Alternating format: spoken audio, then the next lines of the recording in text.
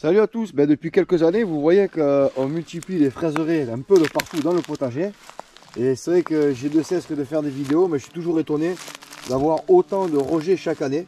Donc la technique est toujours la même, je vais vous la représenter là maintenant. Vous voyez là, on ne voit pas grand chose, hein. Ce qu'on voit c'est un ensemble d'herbes. Mais dedans il y a des fraisiers. Et c'est ces mêmes fraisiers en fait qu'on va regarder au niveau des rejets, qu'est-ce qu'il y a pour pouvoir élargir un peu les bandes de culture. Et on fait chaque année une nouvelle fraiserie comme celle-ci. Donc voilà qu'au tout départ, en fait, on a installé cette fraiserie là il y a 3 ans, 4 ans, qui n'est pas en soleil direct, donc c'est pas mis en grosse prod de fraises, mais c'est mis en grosse prod de stolone. Et chaque année, on a de quoi venir repiquer, c'est-à-dire qu'on récupère à chaque fois des rejets. Vous voyez, comme par exemple là, vous voyez, tout ça c'est des rejets. Vous voyez, ils sont posés sur la bâche. Je vous avais déjà montré cette technique, donc on a mis une bâche avec des broyats, des petites plaquettes. Et chaque année, le fraisier mère qu'on a planté là, le pied en fait va faire des rejets qu'on va pouvoir venir récupérer sur la bâche. Et l'avantage c'est que quand on les récupère maintenant, il y a déjà de la racine, du coup on n'a plus qu'à remettre directement en terre. J'ai pas besoin de les mettre en godet. Et il y en a énormément. Alors ici, cette fraiserie m'a déjà produit depuis le tout début, en 4 ans, à peu près 250 rejets sur une quarantaine de pieds. Donc ce qui fait énorme, hein, ce qui fait énorme en 4 ans. À savoir qu'au début c'est un petit investissement, mais ensuite ça se met à produire. Le fraisier produit tant qu'on lui donne à manger. Mais au bout de 4-5 ans, on commence à produire un petit peu moins. Donc il faut voir de remplacer le pied mère par un de ces rejets. Voilà.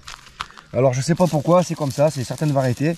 J'ai remarqué par exemple que la Gento, celle qu'on voit ici, s'use moins vite par exemple que la Syrafine qui est juste là.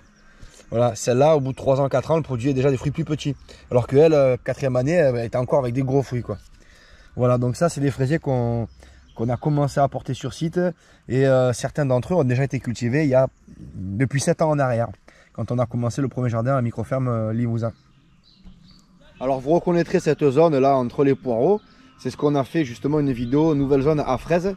On est venu poser un compost bien nourri là, de limon fertile de rivière avec du compost fait sur place.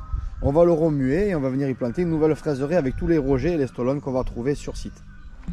Bon, évidemment, je ne présente plus du tout cette tour à fraises. Là, ici, rien qu'en haut, déjà, j'ai compté 11 rejets. Donc, c'est un truc de fou. Je pense que je vais être plus efficace cette année. C'est-à-dire que je vais la faire un petit peu moins haute, de façon à privilégier davantage de rejets. Vous voyez, on a eu quelques pertes. Il y a eu des fourmis, il y a eu quelques rongeurs qui sont venus dedans pendant l'hiver. On n'est pas vraiment beaucoup venus dans la serre. Donc, dans chaque alvéole, j'ai à peu près 2 rejets, voire 3. Et en haut, j'ai eu presque 4 rejets par pied, en sachant qu'il y a 4 pieds. Donc rien que là, déjà, j'ai de quoi refaire un bac. Voilà, donc ça, c'est très productif. Je vous conseille vivement d'investir dans ce genre de petite tour là. Parce qu'on commence à produire des fraises 1 mois et demi, voire 2 mois avant que on commence à récolter en extérieur, quoi. Donc ici, la méthode dans le broyat, hein, au pied de la serre. Donc ça chauffe bien comme il faut en saison, ce qui permet d'avoir une forte production. Vous voyez, on a quand même eu des petites pertes et des petits trous, mais on a eu pas mal de rejets. On voit que ça commence à bien se concentrer de ce côté là. Alors ce qu'on va faire, c'est pareil, on va venir séparer les stolones et on va venir bien sûr éparpiller un peu de partout. Alors nous revoici devant la serre, et là vous voyez que c'est ceux de l'an dernier qui ont eu quelques petites difficultés à bien partir. En fait, simplement je les ai oubliés dans la serre, quoi. Voilà, je les ai oubliés dans la serre, on a perdu quelques-uns, donc là je les ai remis de manière à ce qu'ils re-racinent. On va les ressortir, je vais garder ces bacs. Bacs d'ailleurs qui sont tombés, ouais, c'est très fragile, elle est tombée une fois la tour, ça s'est cassé instantanément. Donc très fragile, ce sera réparé. Et vous voyez que ça ne s'est pas développé des masses, hein, dans cette serre là, comparativement à la serre en verre.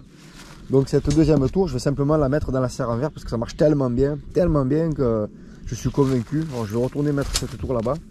Et là, c'est encore une nouvelle variété. Par contre, je ne mélange pas les variétés, ce qui me permet d'avoir des productions qui sont très étalées. Ce qui fait que je produis tôt jusqu'à le plus tard possible. En étant parti d'une quarantaine de fraisiers, actuellement, je ne dois pas être loin de, je pense, 300-400 pieds peut-être, quelque chose comme ça. Et j'arrive à produire des fraises pour 2 personnes pendant à peu près 2 mois, en faisant à peu près 3 salades de fruits à 2 par semaine. Donc ce qui correspond quand même, j'avais chiffré ça en kilos. En gros, j'arrive à produire pas loin de 50 kilos de fraises par an, quoi. Voilà, ce qui est quand même bien sympa pour faire tout ce qui est confiture. On a fait quelques compotes et surtout beaucoup de salades de fruits, quoi.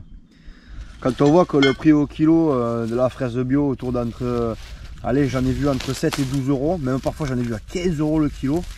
Eh ben, quand on sait qu'on produit 30 ou 35 kilos de fraises par an, ben, c'est bon, quoi. Sur un petit bout de jardin, on est très rentable. Par contre, ça demande de l'entretien. Chaque année, il faut venir nettoyer, désherber, repiquer. Et voilà. Et puis, il faut entretenir aussi les stolons. C'est-à-dire qu'il ne faut pas immédiatement tout mettre en production et arracher les stolons. Il faut produire des stolons. La première année, on n'a pas mangé de fraises, quoi. On a mangé rien du tout. On a produit des stolons, quoi. Voilà. Voilà, on commence à nettoyer la fraiserie tranquillement et puis on se rend compte de suite qu'il y a des petits éléments qui s'échappent de la blande. Jusque là. Ouais, jusque dans les allées en fait. Vous voyez, et c'est ça qu'on va arracher, c'est ça qu'on va récupérer. Et c'est donc les stolons de l'année qui vont nous permettre de recréer un rang ici tout le long, un rang là tout le long. Et tout ce qui sort du rang là, eh ben, on comprend que c'est des rogers. Donc là, hop, vous voyez, avec des belles racines comme je vous disais tout à l'heure. Là je ne me prends même pas la tête, je mets ça directement dans l'eau, comme ça, voilà. Donc là on va faire une petite récolte, on va continuer à nettoyer ça.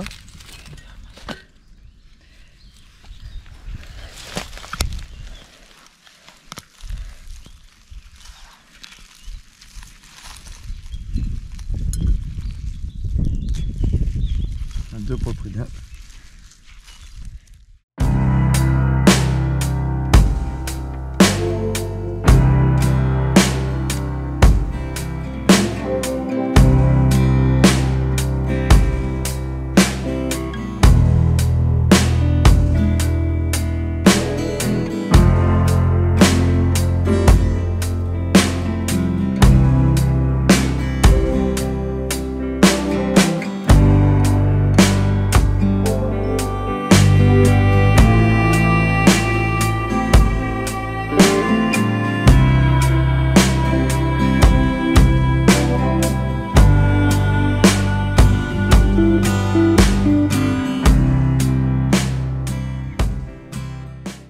Voilà, on y est devant, le cas concret. Ça, c'est ce qu'on cherche à obtenir. C'est la petite forêt, c'est la densification. Ça veut dire qu'ils se partagent entre eux les mêmes réserves nutritives. C'est un même pied qui s'est colonisé sans aller trop loin. Et en fait, ils vont couvrir une plus large zone de prospection au niveau des minéraux et des matières nutritives dans le sol. Et ça va permettre de pouvoir mieux cacher les fraises pour les protéger des oiseaux. Donc en fait, ce qu'on veut, c'est avoir une zone bien drue, comme ça, bien dense. Mais il ne faut pas non plus que ce soit trop. Donc d'une année à l'autre, il faut venir éclaircir en récupérant quelques stolons. Là, par exemple, on voit bien qu'il y en a 1, 2, 3, 4. Voilà, il y a 5 pieds dans même pas la largeur de ma main. Donc à la limite, ce qu'on peut faire, c'est en laisser juste un seul. Parce que là, si on récupère, on passe en prod.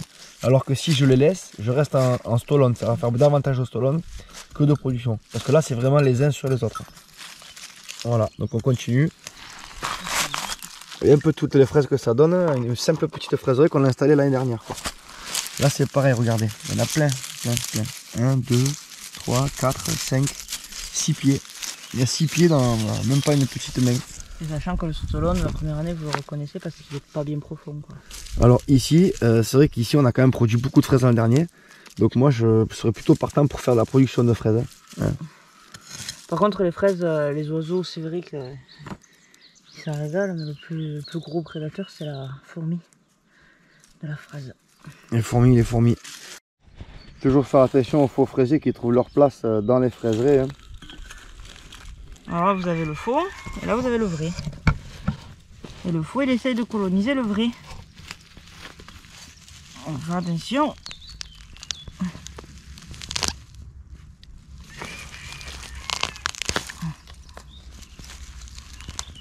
Cette année, on a encore parti sur facile une quarantaine, une cinquantaine de rogers par planche, quoi. L'année dernière, on en a fait 80, si je ne me trompe pas. Ouais, c'est ce que j'ai dit, un peu plus de 300... Sur celle-là, sur rien que celle-là, on en avait fait 80. Après, on peut aussi faire de la subdivision par touffe. Vous voyez, il y a plusieurs petits pieds là. 1, 2, 3 et 4. Et en fait, il était rattaché à une touffe. Là, le gros morceau rose que vous voyez là. Voilà, c'est deux modes de reproduction du fraisier.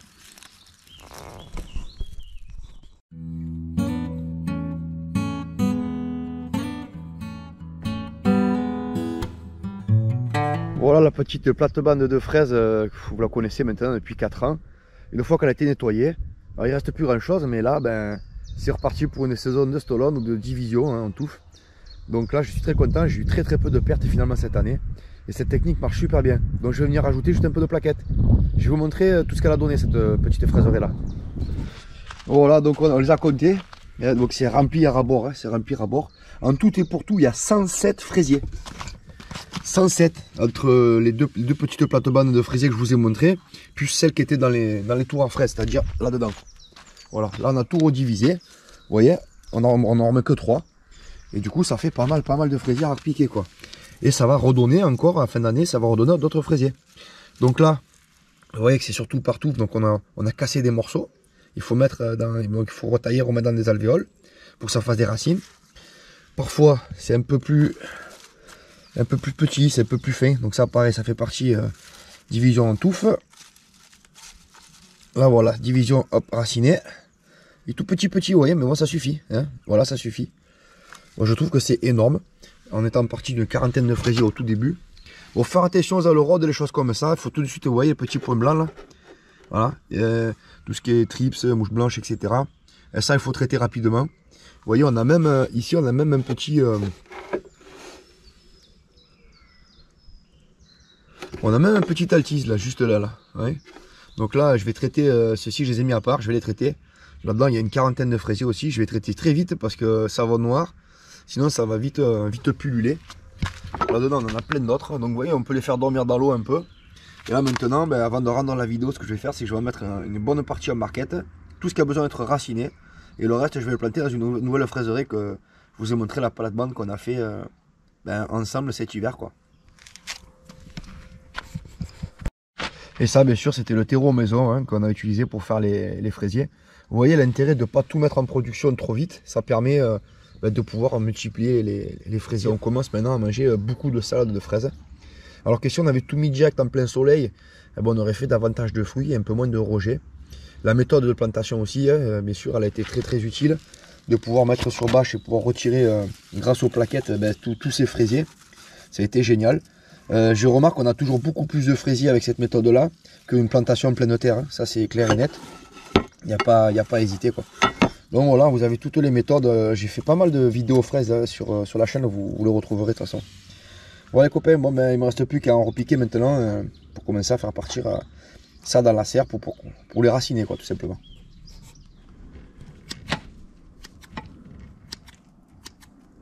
Bon ben voilà, hein, on a fini de préparer la première barquette. Donc ça c'est la petite fraiserie. Et rien qu'ici déjà on en a 82. Donc on a de quoi rempoter. Vous voyez, il y en a qui sont racinés. Comme ça. Et il y en a qui sont sur pivot. Avec un gros bout de bois dedans. Voilà. Dans le bout de bois en fait il y a des racines. Voilà, comme ici par exemple, il y a des racines. Et dedans. Ça, quand c'est raciné, ça veut dire que c'est le fruit de 2 ans, mais là, ça veut dire que c'est récent. Là, ça veut dire que le fraisier est vraiment bien en place, il se plaît vraiment là où il est, et il cherche plus à aller exploiter des ressources ailleurs que là où il se trouve. D'accord. En fait, il fabrique, une division en touffe. C'est-à-dire que de son propre pied, il va créer comme un bout de bois qui va se subdiviser à l'intérieur. Il va y avoir des racines ici. Ouais. C'est un autre mode de reproduction qu'il a. Hein. Voilà. Hein. Et ça peut très bien être des fraisiers remontants qui font ça. Hein. C'est pas un problème. Par contre, il y a des fraisiers qui sont non remontants et qui ne vont se multiplier que comme ça. D'accord. Voilà. Donc là, ça va très vite. Hein. Voilà, c'est comme quand on fait du repiquage. Et ça, alors, tu fais les godets parce que tu comptes pas les mettre en terre cette année? Il y a une partie que je vais pas mettre en terre, c'est celle-là, du moins. Un peu jeune. Ouais. Et donc tu es là pour l'année prochaine? Non, non, je vais les laisser pendant 1 mois ou 2 et je vais les mettre après au printemps. D'accord. Ok. Histoire qu'ils aient un bon départ. Il faudrait qu'ils soient idéalement tous comme ça. Et vu que c'est la même variété, du coup, je vais les laisser ensemble. D'accord. Oui, là, vous avez de la Gento et de la Séraphine.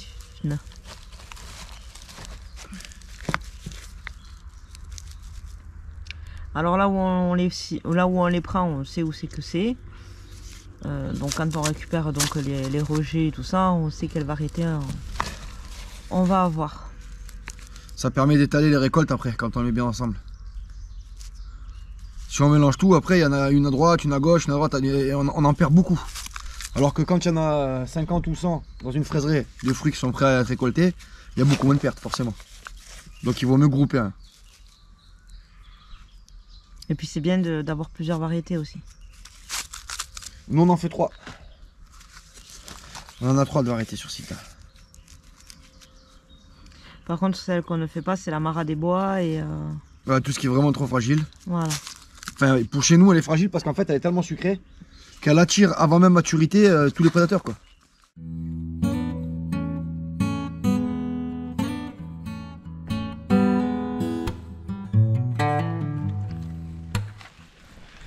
Ah, cette année, il y en a vraiment beaucoup. Donc là, on arrive sur la fin. On a fait les 3 planches que vous avez vues, plus les pots, etc. Et ben, on a carrément dépassé les 200 rejetons, quoi. Ça va vite, hein, regardez. Ok, voilà, c'est quelque chose, ça va super vite, quoi. Donc on en a passé les 200. Alors cette année, on va refaire une très grosse fraiserie. Alors là, je peux bien dire que cette année, c'est là où vraiment on en a fait le plus. Vous voyez, c'est quelque chose qui est parfaitement exploitable, hein. Voilà, c'est super. Donc moi, j'ai plus qu'à tailler les racines. On a été surpris par la pluie. Voilà, surpris par la pluie. Donc là, j'ai fait trempette, j'ai fait un petit trempette ici, là, parce qu'on a quelques alerodes. Alors j'ai fait un petit... Oui, je pense que vous devez encore à la surface. Un petit barbotage, quoi, histoire qu'on soit tranquille parce que ça pique. Voilà, et ça, on va le laisser là. Ah, ça pique et ça rigole pas, hein. Ça fait mal. Hein. Là, il pleut. Voilà, on va sortir celle-là.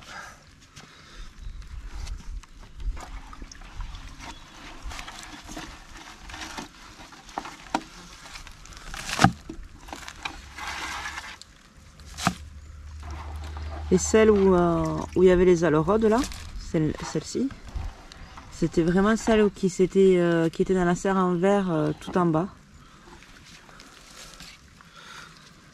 Donc, ils sont à moitié claqués, on les voit ici là. De toute façon, il va y avoir un petit traitement à base de savon noir, hein. On va pas les mettre ensemble. Voilà, on va juste mettre la tête en bas. Voilà, ça en fait beaucoup, hein. Elles sont belles, hein. Elles sont bien racinées. Ouais. Surtout qu'en plus, dans la serre, ça produit vraiment, comme on dit chez nous, à Tarabas, quoi. Ça produit à fond, quoi. Et très tôt jusqu'à très tard. Donc on est gagnant sur tous les tableaux, quoi, avec cette histoire-là. Donc vous voyez, on a coupé quand même les racines. Elles sont... Voilà, allez, on laisse ça comme ça. On finira de remporter tout ça. Voilà. Allez, je vais mettre ça dehors. Bon, là on a l'étape plantation. Je vais vous montrer dans quel genre de substrat elle plante. Voilà, c'est ce qu'on a fait ensemble. Je vous mets là, comme d'habitude pour voir comment on a fait pour obtenir cette litière. Vous avez la miniature qui est juste là et le lien il est au dessus. Donc vous voyez là vraiment ça va être du pain béni pour cette fraiserie là, parce que c'est la matière organique pure. Et on va planter quelques... On a combien en tout? Je crois qu'on a 60 fraisiers. Ouais, 60. Oui. C'est-à-dire 60 avec des longues racines comme ça que j'ai pas taillé, que j'ai rien fait. Ce qui va permettre d'avoir une mise en production quasiment instantanée, hein. Avec les premiers rayons de soleil, là ça va commencer à produire des fraises. Et vous voyez, ça va tout seul à la pelle, hein, la petite pelle à main. Vous voyez, quand ils sont comme ça avec des longues racines. Et là, on va venir mettre un coup d'arrosoir tranquillement. Voilà, mais bon, pour l'heure, allez, petite tisane. Et puis, le fauteuil du contremaître. Et puis, il y en a assez.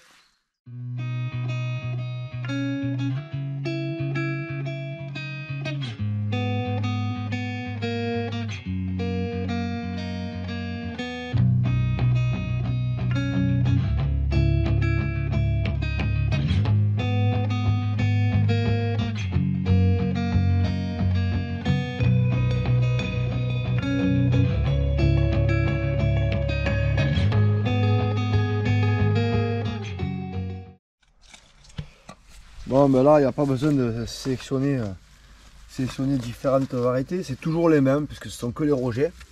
Et on va juste se contenter de remettre là où il y avait les petits trous manquants. D'étouffer, quoi. Et on les laisse faire leur touffe. Bien sûr, on va enlever les faux fraisiers. Vous voyez, ça va toujours ensemble. Ça, c'est du faux fraisier, on va le retirer.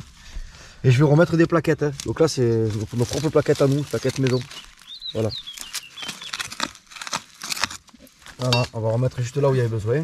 Donc cette année, on a pu refaire toutes les fraiseries et on recrée une nouvelle. Hein, et franchement, bien, quoi. Vous voyez, ça se divise à partir de la touffe, ça se divise partout. Il n'y a pas beaucoup de stolone parce qu'il y a tellement à bouffer là-dedans.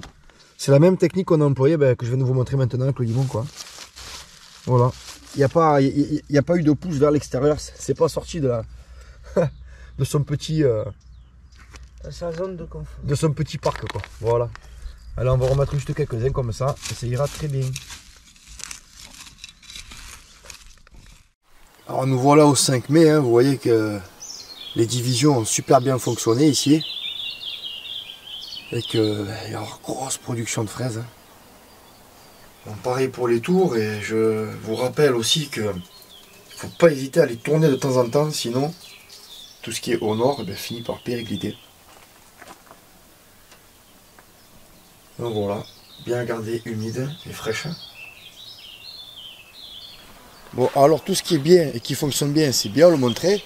Et quand ça ne fonctionne pas, c'est bien aussi. Alors là, souvenez-vous, on avait planté 60 fraisiers. Et comme vous voyez, il en reste plus beaucoup. Hein.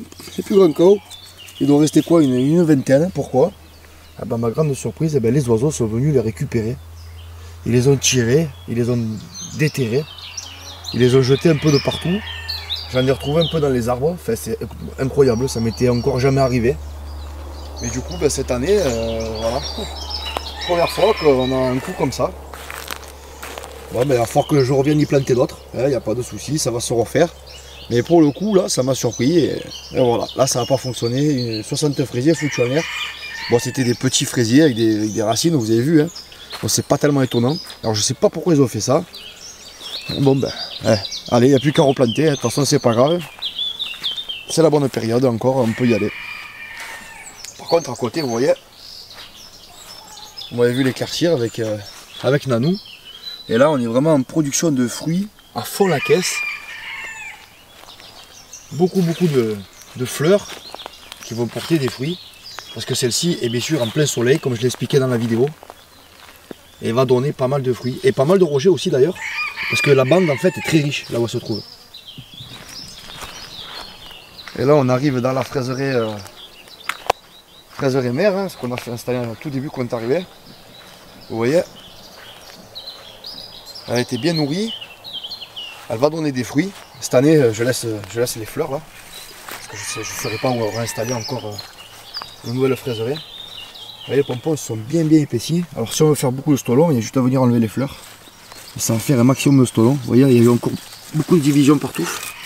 Regardez, on en a fait cet hiver, il faudrait presque le refaire là. Alors on va laisser ça. Et voilà. Je pense que la fraise n'a plus de secret pour vous. Vous avez tous les liens vers les autres vidéos qui sont en cliquant juste au-dessus sur information, là, en haut de la vidéo à droite. Et vous verrez la fraise de A à Z et comment on a fait pour installer ces fraiseries. Voilà, ça c'est facile maintenant, c'est un grand classique pour vous. Allez, ciao les copains, à très bientôt.